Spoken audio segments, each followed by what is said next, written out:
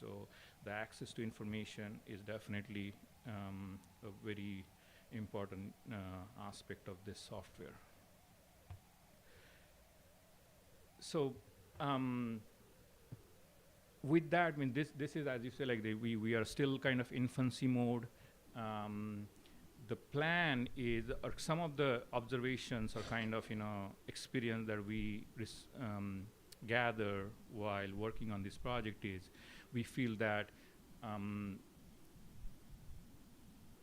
there is still, we need to work on some of the education part of with the departments.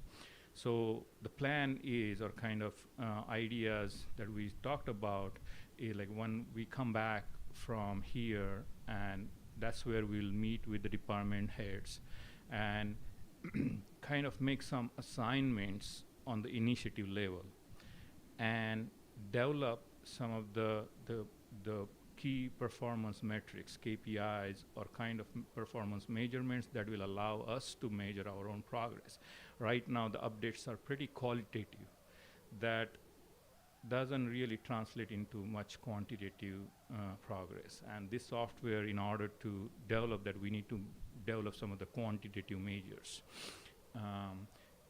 So that's where I think county as a team, we have to work together. And so meeting with the departments, making those decisions, executive decisions about who would be the owner of this initiative or particular objective, and then tasking the department heads or the owners to come up with those key performance indicators associated with that initiative or the objective area. So if we come up with around 4 to 5 KPIs for each goal, we have 6 goals, and that will give us around 30 KPIs. And that we can showcase the way that I showed you by using the Olympic data. So I foresee that if we can develop 4 to 5 different KPIs per goal, that will allow us 30 KPIs to showcase on the public dashboard. So in terms of the timeline wise, I feel that once we develop those KPIs, gather that data, at least by end of this fiscal year, we'll have a good amount of KPIs that we can showcase and have this dashboard publish on a public-facing website or a county website. So, and I think that's doable if we target as a team, as a council, and as well as Mr. Brown's team, if we make that decision that if we need to come up with at least 15 KPIs by end of this fiscal year. And I think that's a achievable timeline from my perspective. From the budget side, from the budget team, like who are being trained, and that's where like we will be now actually meeting with the department team, and we'll be also the software company is also still training us. So, and they will be also involved in the training as well. So we will actually have these 2 people to initiate 2 liaisons from each department, and the training can be done within next couple months as well. So, and budget staff will lead that process. I think the biggest part is really the data gathering. So let me give you another piece of information. So this is kind of this is a strategic planning and performance measurement template, which right now the state of South Carolina is using. I happen to manage this program for 5 years.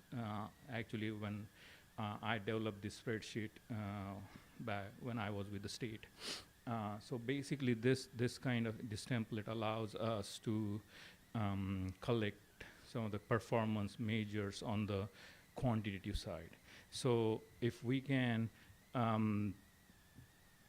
get like last 3 years of data on particular measure, and then also explain how the data was calculated, the measure was calculated, what is the meaningful use of the measure. Data is only data unless it is useful or meaningful, it doesn't make any difference or kind of progress. So, so this template, like for example, like one of the major here was percent of licenses issued to qualified applicants within 15 days of receipt completed application. So that kind of measures that will allow us actually to move forward. And if we have last 3 years of baseline data, what was the target and what was the actual, and that's where I think that is the educational part, or training part that I'm talking about, and that's where we need to make progress with the departments here. To actually, that will take this whole software in a meaningful way, or in a meaningful direction there. So with that, basically that's what I had to share with you today. I'm happy to take any questions. Yes, please. Yeah. Does this help us when there's a major factor or obstacle hindering the progress of a goal or an initiative? Give an example. For example, let's say North Main will have a big pickup there with the statewide. What would be helpful is if that goal is not being met and there's some major obstacle. Can we show that here? Yeah. So let's say so let's say if this goal, or this initiative is not, that's as you say, like there is some obstacle, there is so maybe we can have some disruption there. Also, if there is a major disruption, we can qualify that as major disruption, and we will have that update provided. What exactly that obstacle is, what that problem is, and this will translate into, again, the same thing. Means if you run that report, then basically you will see the red.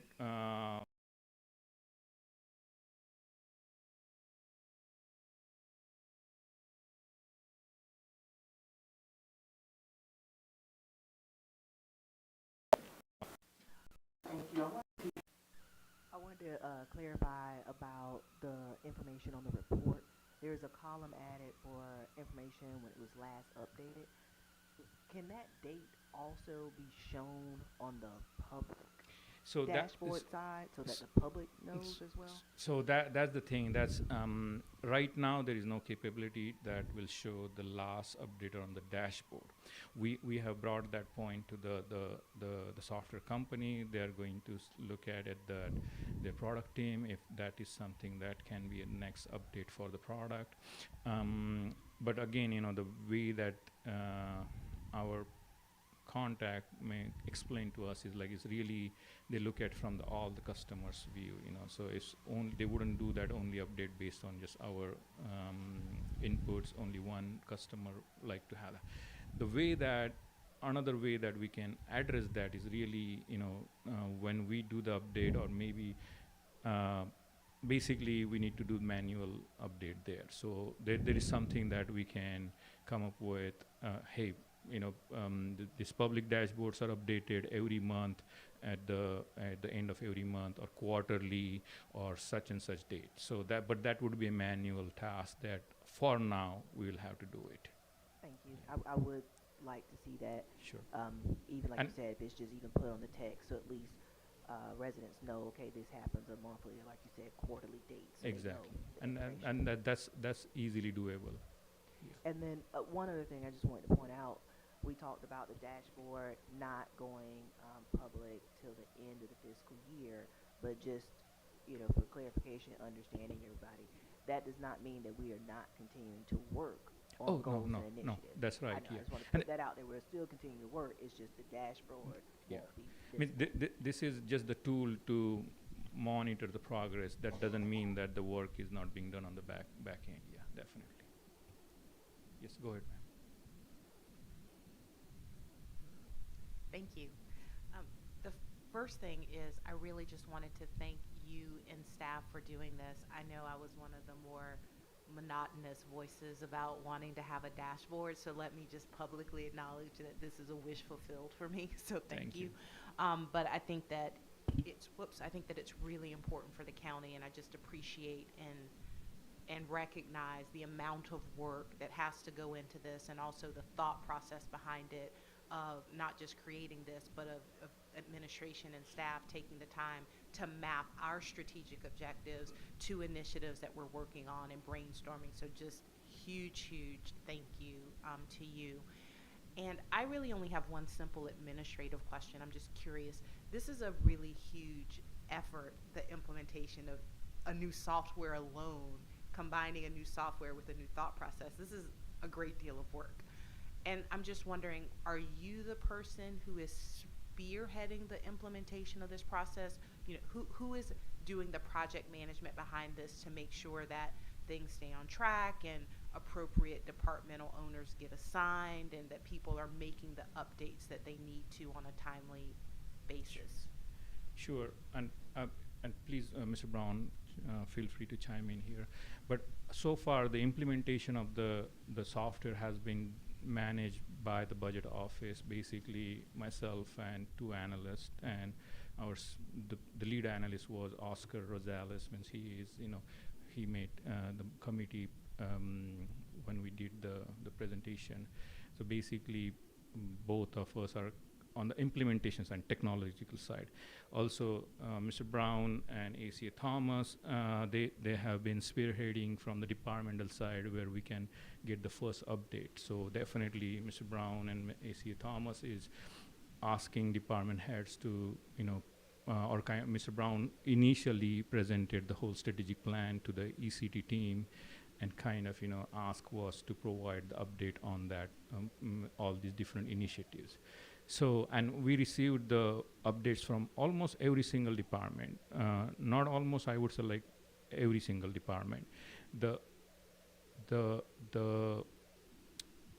area of improvement is basically the information that we're receiving is not exactly the way that we would like to have. So that's where I think, now the programmatic implementation would be, that's where this training and education part will come in, and to actually sit down with these departments, and that's where again means I foresee that my team, myself and my team can be working with departments and helping them with come up with some of the meaningful KPIs that will allow us. So means to answer your questions right now, basically the budget office is spearheading or kind of leading the project in with the guidance from the administration. Sure.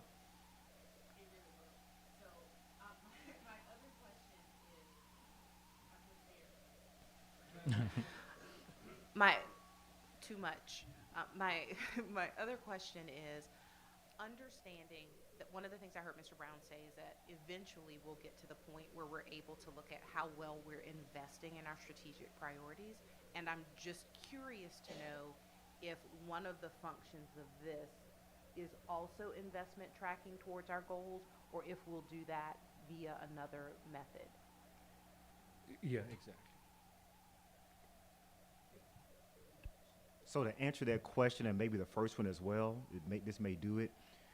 The initial rollout is internal, right, as we build this up. But this, for us to do what I think we want to do, we're going to be needed to do something like, I don't want to say create an office, but like you're really going to want someone at this to be a county focus. So an office of strategic initiatives or something to that effect. And that's Budget Director Deshpande mentioned, our key right now is simply that we recognize that some folks haven't done this. And so, not that they're not trying to do a good job, but one of the things we've had to do, or one of the things we chose to do, was say, don't try to create, look at agencies that do this work, see if they measure how they do this work, and see if we have the opportunity to do that same thing. If not, maybe that's also something we need to be identifying in our metrics. So this is really tip of the iceberg, to be honest with you, but it will require another investment, but we're not ready yet to be good stewards of the dollars that it would take to do that right now. Yes, ma'am. Thank you. Thank you. Thank you, Mr. Chair. So I've got a couple of questions, and I wanted to go back to what Ms. Mackey mentioned earlier, and that is, I think it would just be extremely helpful internally as well as for the general public to understand that there is a routine, regular time that we are inputting this data by. Yep. I really think that that's going to be critical when we start to unroll this software. So given that, you said that there's an opportunity for the citizens to be able to, once this is live, they'll be able to go and see things that we have reported. Will they be able to run their own specific reports from that landing page, or we're giving them the data that we want to present? No, so they won't have capability to run their own report, but they will have access to the data that I mentioned. Like, they can download the whole exact same data that we use to showcase some aspect of the data. They will have full access to that data. So they will have capability to play with that data as much as they can, or the way that they would like to use. So it's basically, let's do like the census tract data that we use in many different projects. So we have access, and many different entities, they use that census data in different ways. So we will give full, complete 100% access to data. It's up to the public how to use that data. We will showcase some information from the data, but we are not hiding anything. We are just giving the full data to them, So, but then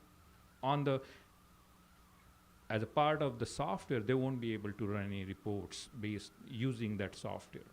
They have access to the direct, only the front-facing dashboard, not any kind of internal access to the software. So it's a view only, somewhat of a view only setup, and with that, we are going to, we are reporting every goal that's in this system. We will have a report, even if there is no progress being That's made. right. Yeah. We're gonna, you said it was 94 items. Yeah. So 94 items will be reported on there. Great. And then my last question would be, I know that staff is using this as a means to collect data and as a means to report and capture the work that's connected to these goals. So what access will council have? Will we have the view only access, or will we have a staff access where we can actually go in and see, who's doing what and when? Do you want to talk, Mr. Brown, about that? No. So the way I would answer that question is, I think either through working with me or through the clerk, that would be the avenue for you if you wanted to know those level of details. We would not want to put any member of council in a position where someone is saying you're manipulating the data that the staff is putting in or anything like that. So it would be better if you had access to the view, but internal access would still be within the hands of the staff, which I believe provides you a little oversight and removes you from anyone saying that this somehow negatively impacted me. If we were, because remember, we're going to be using this information to communicate to you, and then you potentially make decisions. So if someone were to feel as though someone from council utilized the information in a way that created a disadvantage for them, and then you took a vote or some action on it, it just would not create the best opportunity for the conversation to be clean and removed.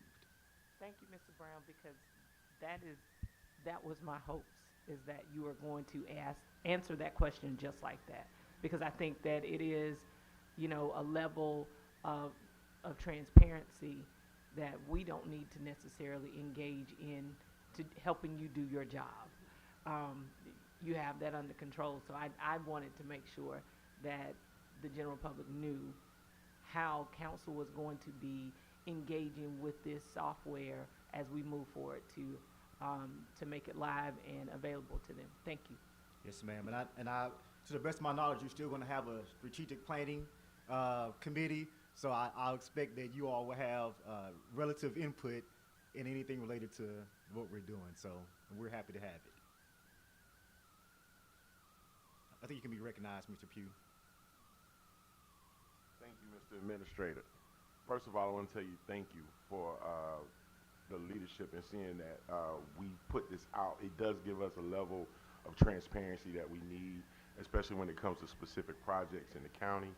My question is, I know we have, but when we looked at other municipalities that are using these tools, what was some of the feedback that they had, whether it was positive or negative? So, we basically, before actually procuring the software, we did talk to like couple of government that they're using this. The best one is the, Dorchester County. They are using it. So we had couple meetings with them, couple calls, and the feedback is definitely right now. I mean, they're also pretty new on this software. So actually, not to brag about our progress, but I feel that we have already using this software more than what other counties may have been using. The feedback is definitely that a challenge what the team is facing is about implementing at the departmental level. So again, means coming up with that quality data and kind of developing those meaningful measures behind that will allow us to track the progress. So that is the challenging part in implementing the whole transparency projects and the programs at the county and state governments as well. And the same thing, when we were doing at the state, we spent almost 2 years with a lot of trainings and education, developing these templates and gathering that data, and that's the huge challenge in implementing these projects. Yeah. Sure. Thank you. Mr. Brown, I just want to thank you and your staff for developing this program. I think that transparency and accountability is one of the most important things that we have. And we often speak of transparency and accountability, but we have no quantitative or qualitative data to show. And of course, that has been one of my arguments with the grants and everything. So I think moving forward with this type of data, we're showing the public, these are the things that we're doing, this is how we're using your money, and this is the impact of it. So I think it's an awesome start for a beginning part to show true transparency and accountability, and also to help direct us. If we see that, we're not meeting this objective, maybe there's something wrong with it and we need to change the way we're doing it. So I think it's a good measurement for us to develop policy and program services. So I really appreciate that. And I also want to say for years, probably before many of the council persons were on council, with the exception of my brother, Mr. Livingston. There's some areas that we have been fighting for, and my heart is really heavy and happy, nephew Walker, because I see some progress being made and some things that have been very important and that I've been pushing for years and years. This is one of them, and then the DSS and the Equity Study and Equity Office. These are very important things to the people of Richland County. So I want to publicly say thank you to you and to the staff for the awesome job that you're doing with that.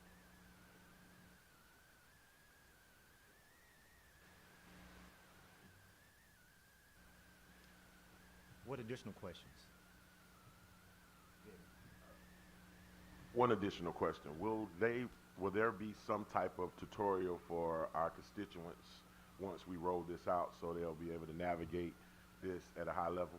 Yeah, we can be happy to do that once, I think, once we have more developed product, and definitely we can do kind of, roadshow or kind of, have sessions in the council chambers, public information, the way that we do even during the budget time or during the grant time as well, like where we do some presentation to the public. So definitely we'll be happy to do that, yeah.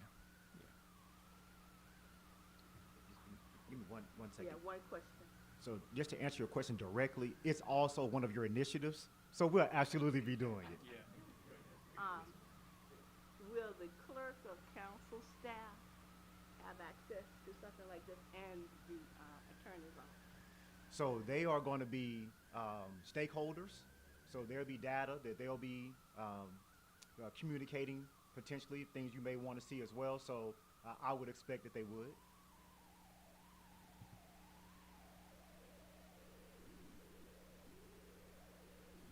All right, so Mr. Despandi, thank you very much. I appreciate the job.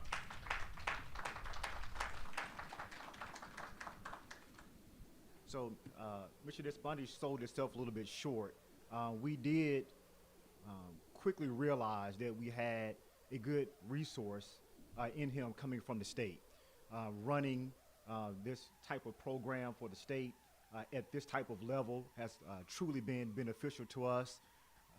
It was, right in his wheelhouse, and I'm sure he's not going to say it, but I'm sure he doesn't want to have to do all the input for the county for the next foreseeable future. So we don't expect that, Avi, but thank you for doing your best to say yes.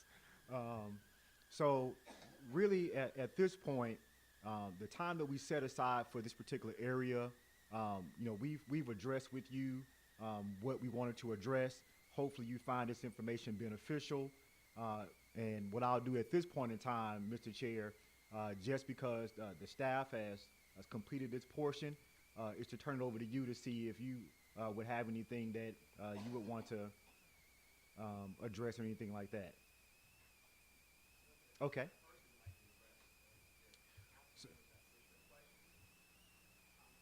So if there are no additional, I'm not going to make you have questions. There are no additional questions. We'll say this particular part of the session is concluded.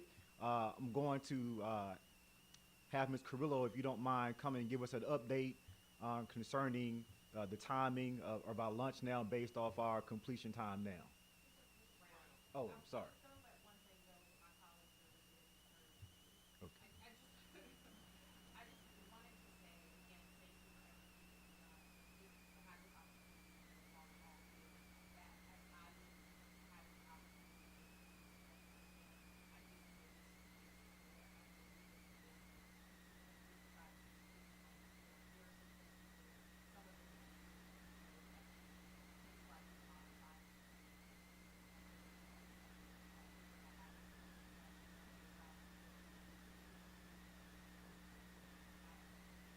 Um, whoa. So the additional insight that I have from rereading this again and from our conversation today, I just wanted to tell you and my colleagues that I'll be routing that feedback through the Strategic Planning Committee. I've already spoken with Vice Chairwoman Mackey, who chairs that committee, about some of those. It's not worth us doing it now. I just didn't want anybody to be surprised. And I would encourage any other, council members who similarly saw things, just to remember that we can vet those through that committee. Thank you. Thank you. All right, Ms. Carrillo, I think you're good.